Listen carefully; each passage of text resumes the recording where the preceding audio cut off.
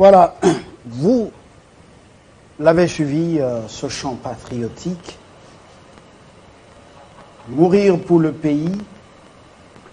Derrière Laurent Désiré Kabila, à l'époque, il y a plus de 20 ans. Oui, plus de 20 ans, c'était en 1998. Les mêmes pays nous agressaient alors qu'ils avaient accompagné l'AFDL. Malheureusement, oui, d'abord, heureusement, la patrie a été sauvée, Kinshasa et autres. Les Congolais s'étaient mobilisés. Mais les puissances maléfiques avec leurs sous-traitants africains, ils avaient donc réussi à nous infiltrer et tuer, assassiner Laurent Désiré Kabila. Jusqu'au dialogue dit intercongolais en Afrique du Sud, à Sun City. Un dialogue qui a permis qu'on puisse intégrer dans les institutions des étrangers qui nous ont causé des problèmes jusqu'aujourd'hui. Alors, on nous amène sur le même schéma, le schéma de dialoguer. Alors, la prudence est de mise. Plus de 20 ans après, il faut beaucoup de vigilance. C'est notre rôle en tant que gardien. Nous allons recevoir un invité ce matin, c'est pas pour parler, essentiellement politique. Nous sommes dans le domaine de l'entrepreneuriat. Ce matin avec Franck Kabound à Kabound. Franck, bonjour. Bonjour, monsieur. Vous êtes en une tenue qui ressemble à celle des forces armées, même si les ennemis, par moments, piratent la tenue de nos FARDC. Ça montre quoi? Vous êtes venu nous faire la guerre ici? Pas nécessairement. Comme vous le savez bien, que notre pays est agressé. Il y a plusieurs de nos compatriotes du côté de l'Est qui sont endeuillés par le groupe rebelle de M23, soutenu par les Rwandais, qui menacent la paix dans notre pays. Il n'y a pas une rébellion, c'est la milice rwandaise. La milice rwandaise, oui, qui agresse la République démocratique du Congo. En signe de solidarité à nos FARDC, nous sommes obligés par le patriotisme de porter l'uniforme semblable à l'air pour leur montrer que nous sommes en communion et nous sommes de cœur avec eux. Vous êtes donc responsable de... D'abord, Kabound à Kabound. Ça ressemble au nom d'un politique qui a quitté l'UDPS. Vous êtes son frère propre? Pas nécessairement. Entre Jean-Marc Kabound et Franck Kabound, il n'y a pas de liens de famille ni d'ethnie. Il y a des liens de patriotisme. C'est un Congolais comme moi. Voilà un peu ce qui nous relie. Et surtout, des noms sans voyelle finale. Ces noms se retrouvent chez les Rondes, chez les Rondes qui sont très nombreux dans le Grand Bandundu, dans le Grand Katanga, dans le Grand Kassai, chez les Kete également, chez les... même vers Mwenedu, tout à Wikang, chez les Kaninchin. Donc c'est un nom congolais. C'est un nom congolais. Vous l'avez dit. Donc les liens patriotiques. Vous êtes à la tête de Tous Unis pour un Congo émergent. Ce n'est pas un parti politique, c'est tout simplement une organisation non gouvernementale. Effectivement. Dans l'entrepreneuriat, vous faites le coaching, l'accompagnement des femmes pour leur autonomisation et même l'accompagnement et le coaching de jeunes. Dites-nous concrètement en quoi consiste d'abord cet accompagnement et ce coaching. Les femmes d'abord et puis de jeunes après. Effectivement, nous avons premièrement compris que tout le pays du monde entier qui se développe Premièrement, se développe grâce à l'entrepreneuriat. Et surtout qu'au Congo, nous avons des potentialités qui peuvent faire en sorte que les fils et les filles du Congo puissent se lancer dans l'entrepreneuriat pour l'émergence intégrale de notre pays. Cependant, nous sommes dit, nous nous lançons non seulement que nous lançons maintenant parce que c'est ça ma passion, vu que je suis un entrepreneur et j'ai commencé l'entrepreneuriat de bas âge, je me suis dit, nous pouvons mettre la connaissance acquise pendant mon parcours au service de nos compatriotes pour que nous puissions contribuer à l'émergence de notre pays.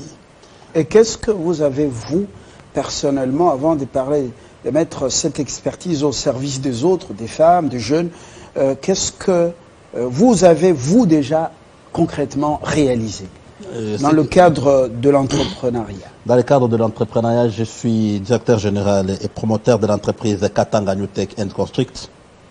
Cette entreprise, Katanga New Tech and Construct.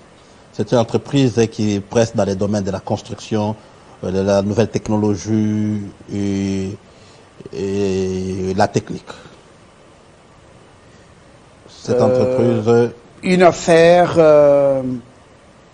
qui fait long feu ou bon, qui est juste dans une mallette et avec des documents et des discours? Depuis 2014 que je me suis lancé sur cette voie de l'entrepreneuriat, peut-être des jours à venir sur ce plateau, vous aurez l'occasion de découvrir ce que nous avons fait.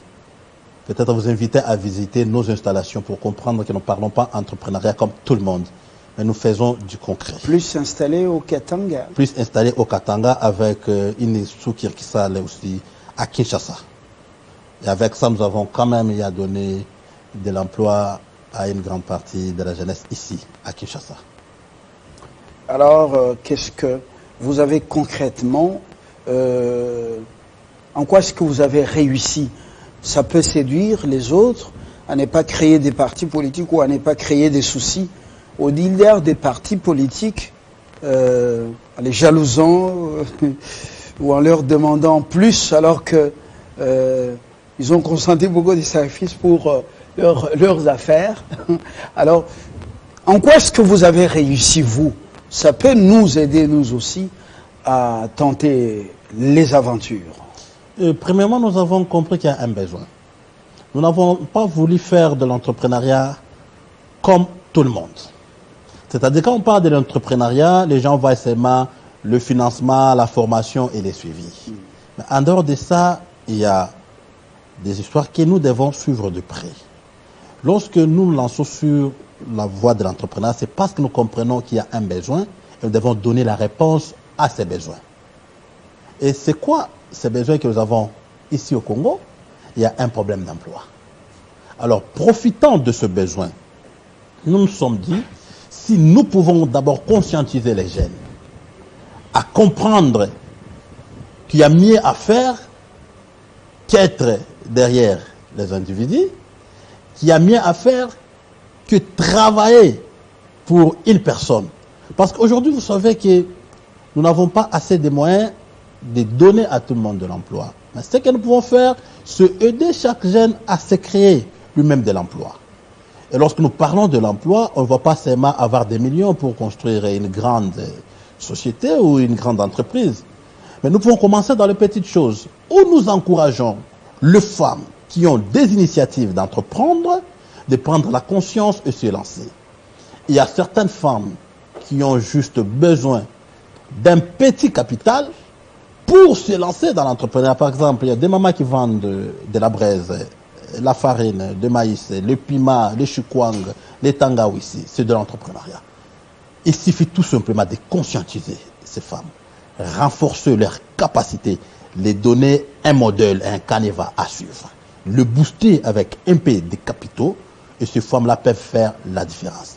Voilà par là où nous avons commencé. Je me suis inspiré de mon exemple, je me suis dit, lorsque j'ai fini mes études universitaires, mon professeur me disait, je ne t'ai pas formé pour aller chercher un emploi, mais je t'ai formé pour aller créer de l'emploi. Il m'avait donné du bagage. Très important. Vous avez fait quel domaine? Moi, je fais l'électromécanique à l'université, à l'école supérieure des ingénieurs industriels à l'ICASI. Je finis en électromécanique. À Likassi, beaucoup de gens suivent à Likassi, la ville montagneuse Effectivement. du Haut-Katanga. Et après, vous n'avez pas écrit une lettre, j'ai l'honneur, je viens par la présente, chercher une place vacante. Vous vous êtes lancé vous-même. Depuis mon existence, je ne me souviens pas une entreprise qui peut brandir une simple copie de la lettre de demande d'emploi. Au contraire, avec l'entrepreneuriat, je risquais des relations avec ma famille. À l'époque, quand je me suis lancé, la famille me cherchait un emploi où je devrais travailler. Comme ingénieur, comment on vous appelle? Électromécanicien. Ah, comme électromécanicien. Et la famille mène les démarches. Vous n'êtes pas dans cette logique-là. Je n'étais pas dans cette logique-là. Oui. Et je refusais l'emploi. Et ça m'a risqué les relations avec ma famille. Parce que personne ne pensait, ne croyait dans ce que moi je voyais. Personne ne pouvait imaginer que je devrais réussir. On me voyait comme un petit rêveur qui venait avec des discours. J'ai risqué des relations même intimes parce que je ne voulais pas travailler. Waouh. Donc, la fiancée voulait que vous soyez dans... Que je travaille quelque part. On pouvait me payer un salaire consistant. À l'époque, c'était aux environs de $900 qu'on devrait me payer. Jeune que j'étais, j'ai dit non. Toujours à Likassi? Cette fois-ci, c'était à Kolwezi, à l'entreprise TFM. Dans les lois là-bas. Dans les lois là-bas. Oui. Je refusais, je me suis dit, je dois me lancer sur l'entrepreneuriat, je dois réussir. Alors, on m'a dit, tu fais tout ça parce que tu manges, tu es bien. Alors, à partir d'aujourd'hui, on ne te donne rien jusqu'à ce que tu comprendras l'utilité d'aller travailler. Je me suis dit, ok. Le pater t'a chassé de la maison? Oui. Parce que je n'ai pas voulu travailler. On peut dire dans un premier temps qu'il était méchant, mais par après, vous avez eu le temps de l'embrasser et de lui dire il avait bien agi quand même. Effectivement, il fallait qu'il prenne cette décision pour que je me trouve face à moi-même et que je trouve la meilleure solution, la meilleure décision à faire. Donc les parents à qui on dit de chasser les enfants qui ont déjà 25 ans de la maison, surtout les garçons, je crois que c'est pas un mauvais conseil. On ne peut pas garder un garçon 25 ans à la maison, Azoli à Foufou, il n'invente même pas machine à foufou comme me le dit mon coach, Joseph Kala. Alors, vous gardez un fainéant à la maison. Je reviens à vous. Bon, c'est séduisant ce que vous me racontez. Effectivement. Dès lors, je prends l'initiative avec 4 amis, avec qui nous avions terminé des études. 4. Parmi les 4, 2 nous ont dit, nous rêvons. Nous n'arriverons pas au bout, nous avons trouvé un emploi, nous devons vous quitter. Ils sont partis. Et nous sommes restés cadets. Il fallait maintenant avoir quelle galère avant d'obtenir ne fût-ce qu'un simple marché. Nous nous sommes dit, nous allons faire le marketing porte à porte. On se réveille chaque matin, sans transport, sans rien manger, aller toquer aux portes et proposer nos services. Sans se plaindre. Sans se plaindre. Nous avons fait 8 mois sans gagner aucun marché. 8 mois. 8 mois, on se réveille jour pour jour, avec un petit sac au dos, aller toquer à gauche, à droite, proposer nos services. Et vous sollicitiez quelle occupation en faisant du porte-à-porte? De porte-à-porte, on proposait nos services parce que notre entreprise travaille dans la nouvelle technologie, entre autres l'installation des caméras de surveillance, l'installation des portails coulissantes, des barrières pour automatiser les barrières, l'électricité et la construction. Mais quand on voit un jeune homme, très jeune qu'il est, il vient vous solliciter, la technologie à l'époque n'était pas connue dans le pays. C'était la technologie qu'on pouvait voir en dehors du pays. Mais lorsque vous arrivez quelque part, vous dites, je peux faire ça. On regarde d'abord avec la morphologie que j'avais, la santé que j'avais à l'époque, ma taille de l'époque. Il n'y avait pas encore les Mabundi. Il n'y avait pas les joues. Les joues, c'est le fruit du travail de longues années. Alors, personne ne pouvait faire confiance jusqu'à ce qu'après 8 mois, nous sommes tombés sur un papa qui était familier de la technologie. Nous lui avons proposé, il a dit, petit, est-ce que vous pouvez faire ça? J'ai dit oui. Il a cru en vous. Il a cru en nous. Avant de croire en nous, on avait trouvé l'obstacle. C'était les gardes qui étaient là. J'appelle ça épreuve qualifiante et glorifiante. Effectivement. Voilà. Nous trouvons le garde. Je prends l'audace de leur dire, je les rendez-vous avec votre boss, pendant que je ne connaissais pas. Vous abordez un mot que j'aime, l'audace. L'audace. Bon, c'était un échange. Hein? Effectivement. C'était un échange. L'audace. L'audace. J'aime bien le mot audace. Et c'est pourquoi je m'appelle l'audace de la foi et la raison. Effectivement. Je les ai dit, j'ai le rendez-vous avec votre patron. Pendant que je ne connaissais pas leur patron. J'ai trouvé les gardes, une maison bien construite. Je dis, j'ai le rendez-vous avec votre patron. Mais il me regarde petit. Tu le connais? Je dis, je le connais. Je ne connaissais même pas son nom. Donc, à cette heure, il ne reçoit pas. Pendant que je discutais, il a écouté les bruits à l'intérieur. Il est sorti, il a posé la question, c'est quoi? Ce jeune dit qu'il a rendez-vous avec vous. Je saute en point, je lui dis, bonjour monsieur, j'ai quelque chose de mieux à vous proposer. Ah, c'est percutant comme témoignage. Et là, il me regarde. Là, ça me rappelle aussi mon coach, Joseph Kiala, qui me disait, et qui parle aux jeunes gens, vous avez votre diplôme, vous n'avez pas quelque chose à faire, prenez votre dossier. Venez, je prie, montez en ville, toquez à la porte, je viens voir votre patron. Et vous voyez le patron, Dieu m'a envoyé pour que vous puissiez me donner une occupation ici. Laquelle? Non, mais il n'y a pas de problème. Mais je vais nettoyer. Je vais commencer à nettoyer. Et des nettoyages, il y en a qui sont arrivés jusqu'au Samam avec des jeeps. Je ferme la parenthèse. C'est un échange. C'est un échange. Oui. Alors, quand je dis j'ai quelque chose de mieux à vous proposer, il me dit, vas-y, je dis, est-ce que vous pouvez me donner 2 minutes dans la parcelle que je vous parle? 2 minutes. 2 minutes simplement dans la parcelle. Humble qu'il était, il m'a fait entrer, il m'a demandé, je suis en train de sortir, je n'ai que 5 minutes, parlez-moi. Il fallait que je puisse les convaincre dans 2 minutes. Et chose qui a Comment été faite. convaincre un employeur dans 2 minutes seulement? Dans 2 minutes seulement. Il y a un module de formation comme ça. Effectivement. Et j'ai appliqué cette méthode. Et surtout, je me suis souvenu de mon professeur. Je me suis dit, je dois les convaincre. Je le parle dans 2 minutes, j'avais déjà terminé. J'avais déjà terminé l'exposé. Oui. Et directement, je gagnais un marché pour la première fois. C'était pour installer les moteurs à la barrière pour que la barrière soit automatique. La barrière de la parcelle. De la parcelle. Oui. Enfin, Ou de il avait dans l'entreprise. sa maison Oui. les dispositifs. Oui. Mais il n'avait pas les techniciens qui pouvaient installer. Il voulait faire appel à un technicien de l'étranger. C'est alors quand je lui ai parlé directement, comme il avait les dispositifs, il m'a donné sur place. Je ne pouvais pas aller par 4 chevaux parce que dans mon petit sac, il y avait tout. C'était un bureau portable que j'avais. J'ai pris ma tenue, je changeais directement, j'ai installé et le monsieur m'a regardé. Il a dit, nous pouvons compter sur le jeune dans ces pays. Le premier marché que j'avais gagné m'a rapporté $1000. $1000, c'était le tout premier marché tout premier que marché. Kabonde a gagné avec son ami, alors que le 2 était déjà parti. déjà parti. Il ne croyait pas, il les appelait des rêveurs. Et dès lors, Je suis allé, c'était un échange, dans un reportage. Vous voyez mon âge? Je suis allé dans un reportage. J'ai un nouvel ami, un papa, qui m'a adopté. J'ai fait un reportage. J'ai mis du mien, ma passion, mon intelligence, la Vandeli Yango, la Silici et l'Eki. Il a suivi, il m'a dit, jeune homme, tu es mon ami dès aujourd'hui. Mon vrai ami. Il m'amène dans les restaurants IP de la ville. Il dépense, dit, mon vrai ami. Sans intérêt. J'ai aimé la passion.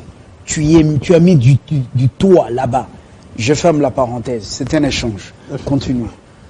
alors dès que nous avons réalisé, $1000. $1000. Vous avez tout bouffé? Pas bouffé. Qu'est-ce que vous avez fait des $1000? Quand nous sommes rentrés avec mon ami, il me dit, bon, Tokembi Mbala Ebele, quand même, j'ai dit non, on va légaliser l'entreprise.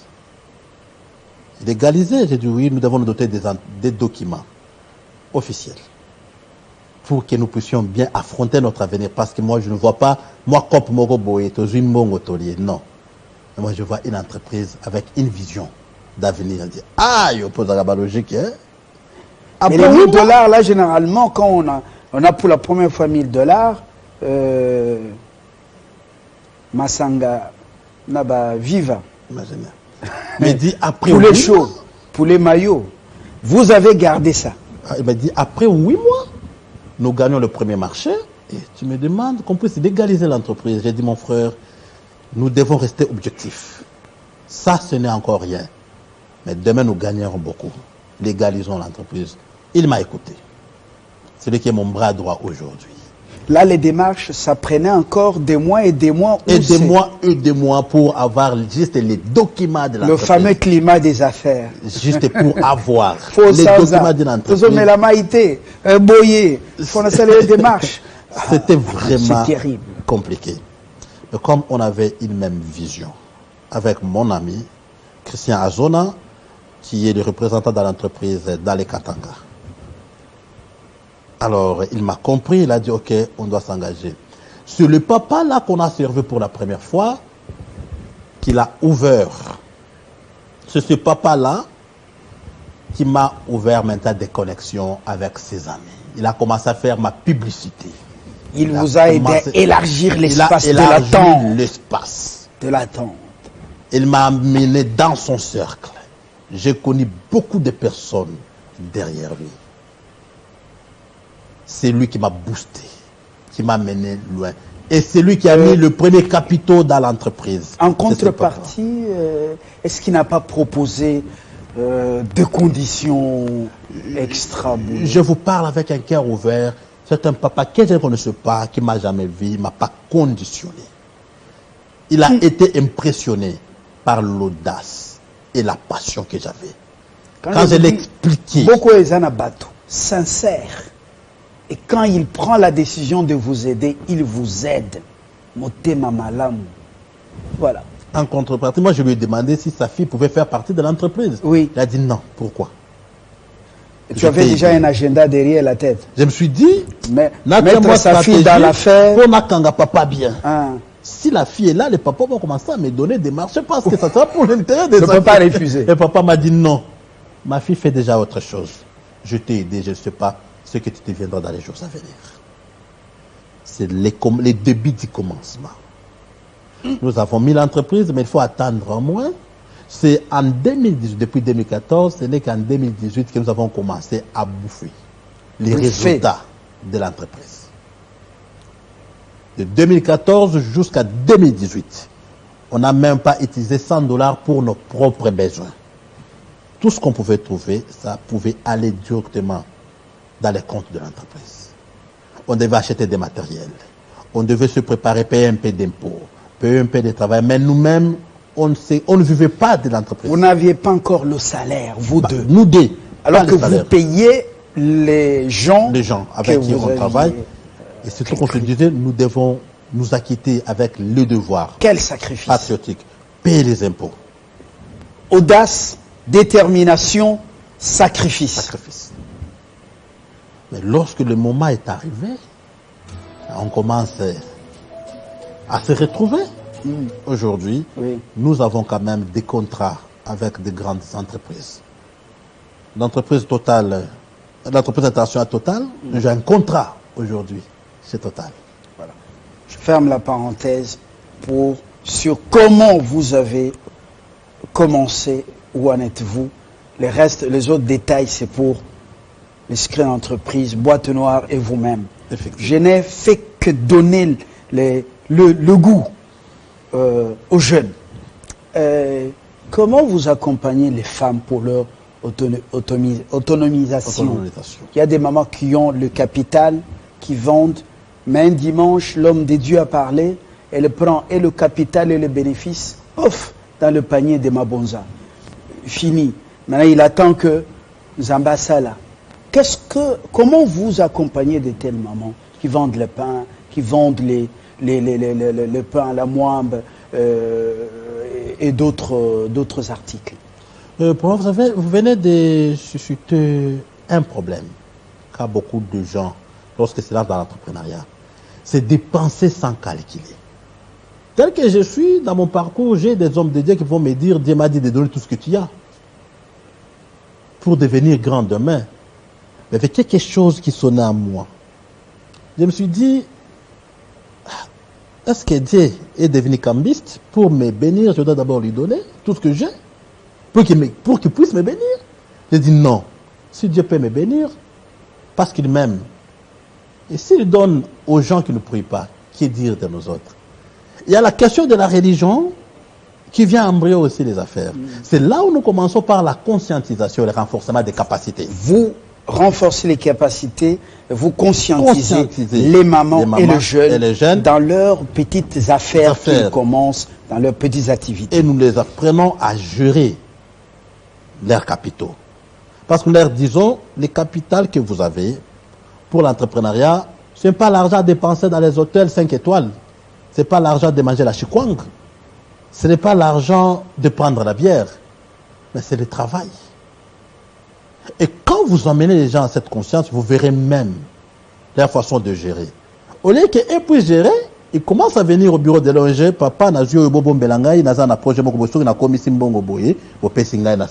ça s'appelle épargne. Épargne. Voilà. Les apprenons à épargner. Et après, nous les aidons avec les petits capitaux pour se lancer et nous les accompagnons. Nous ne les laissons pas jusqu'à ce niveau-là.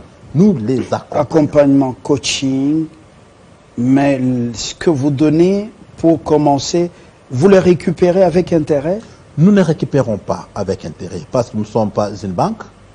Nous ne sommes pas non plus des cambistes qui donnent avec intérêt. Au moins, nous les apprenons à épargner pour eux et pour les autres. C'est-à-dire, vous avez... Pourquoi ne pas les canaliser vers les banques? Ça, c'est l'autre démarche. Nous allons étape par étape. Vous imaginez quelqu'un qui ne connaît même pas la banque. Vous venez lui dire, vous devez déposer votre argent à la banque. Une maman qui vend le charbon, qui ne comprend pas la banque d'abord, c'est quoi le système bancaire. Quand vous la disiez de déposer directement l'argent à la banque, on est comme Makambo sous dans sa tête. Nous devons préparer. Et surtout que la banque pique aussi. Quand vous prenez, la banque pique aussi. Alors, nous le préparons à la bancarisation. Donc, nous allons étape par étape jusqu'à ce que nous allons atteindre l'objectif ultime de voir un Congo émergent où ce fils et ces filles-là dans l'entrepreneuriat avec les soutiens de nos institutions afin que nous puissions tant soit peu lutter contre le chômage. Depuis que vous faites cet accompagnement, ce coaching des femmes et de jeunes, est-ce qu'il y en a qui sortent d'îlot? Est-ce qu'il y en a qui osent et qui commencent, dont la vie change, les activités prennent un peu de l'ascenseur? Effectivement, nous avons des cas les gens, nous avons des témoignages. Des gens, quand nous les avons trouvés, ils n'avaient rien, mais aujourd'hui, ils ont créé des boutiques. Aujourd'hui, ils ont commencé avec un seul sac de braise, mais ils ont 10. Ils ont commencé avec un seul sac de farine, mais ils en ont 15. Il y en a des personnes comme ça. Ce sont des personnes modèles. Ceux qui donnent les témoignages, qui font en sorte que les autres croient dans ce que nous faisons et emboîtent les points. On écoutera quand même des témoignages prochainement. Quelqu'un sort de l'université, ses diplômes sont là, on a chanté, mais il est tenté d'aller en Europe. L'Europe aussi, c'est un autre parcours des combattants. Mais s'il vous est demandé de lui parler, qu'est-ce que vous allez d'abord chercher à connaître en lui? Les talents ou les diplômes, le secteur, comment on appelle, les domaines qu'il a fait à l'université? Vous tablez sur quoi? Il y a des catégories de personnes. Il y a les intellectuels et les moins instruits. Nous avons les deux catégories de personnes. Les critériums chez les intellos n'est pas les mêmes chez les moins instruits. Avec les intellos, nous organisons des concours où chacun vient avec un projet. Chacun doit défendre le projet. Et dans ce parcours-là du concours, il y a les éléments que nous cherchons. C'est après les concours, le meilleur gagnant aura notre accompagnement financier et tout consort. Donc, nous lançons un appel où chaque jeune qui se sent capable, avec un projet innovant, vient postuler. Projet innovant. Oui. Vient postuler. Et tout au cours de notre parcours, de notre concours, nous avons des coachs, nous avons les membres du jury qui savent ce que nous recherchons. C'est après avoir réuni tous les éléments, nous disons ce projet est réaliste, ce projet est précis, ce projet est défini dans le temps et ce projet est rentable et nous investissons.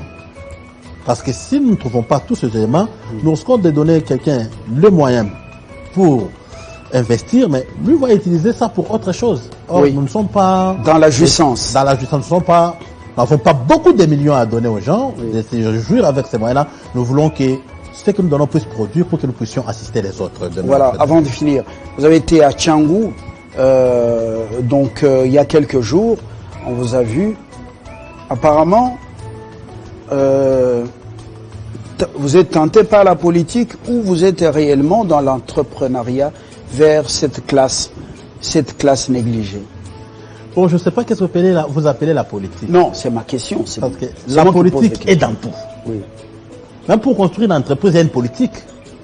Non, je parle de la politique politicienne. Ok. Je ne pense pas que... La res publica.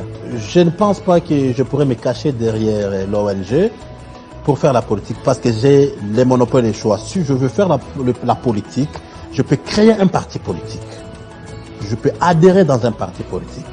Et la politique ne se fait pas dans les ONG. Les gens se trompent que pour faire la politique, il faut commencer par l'ONG. Raison pour laquelle ils échouent dans leurs projets. Ils commencent bien avec les ONG, avec des fondations. Quand vous leur posez la question, où est-ce qu'ils sont aujourd'hui? Et au contraire, ils se font haïr par la population. Ils perdent la confiance de la population. Ils perdent la crédibilité. Ils veulent s'en servir de la population comme les marchepieds. Voilà. Et nous avons une vision nationale. L'ONG n'est pas seulement à Kinshasa, mais l'ONG dans les Katanga, dans les Tanganyika, dans les Lualaba.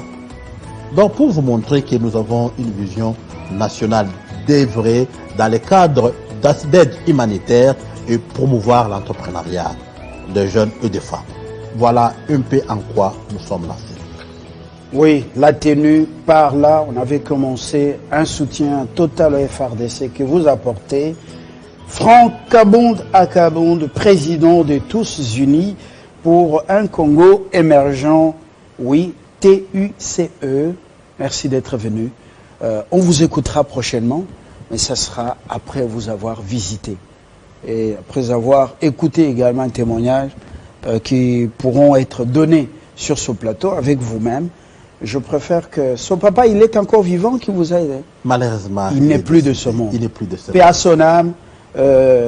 Vous avez jeté la sémence, elle est en train de porter. Alors soyez davantage bénis là où vous êtes. C'est moi, pas moi qui vous bénis, c'est Dieu pour ce que vous avez fait. Vous pensez aussi à sa famille? Effectivement. Très bien. C'est une famille pour moi. Vraie famille. La vraie famille pour moi. Et lorsque je perdis mon père biologique, cette famille m'a beaucoup assisté. J'ai été comme un fils adoptif de cette famille-là. Ça arrive, il y a des connexions formidables. Franck Kabonde Akabonde, merci et excellente journée, plein succès. Ça nous inspire et nous souffle des pistes de réflexion. Merci beaucoup, merci à vous aussi pour l'invitation et merci à toute l'équipe technique de Télé 50 ainsi qu'à 2G et Jean-Marie Kassamba pour ce qu'il est en train de faire. Merci. Merci à Casimir qui nous a, il est assistant à l'UPN, c'est lui qui a permis ces contacts et que je vous découvre. Excellente journée, encore. Merci pareillement.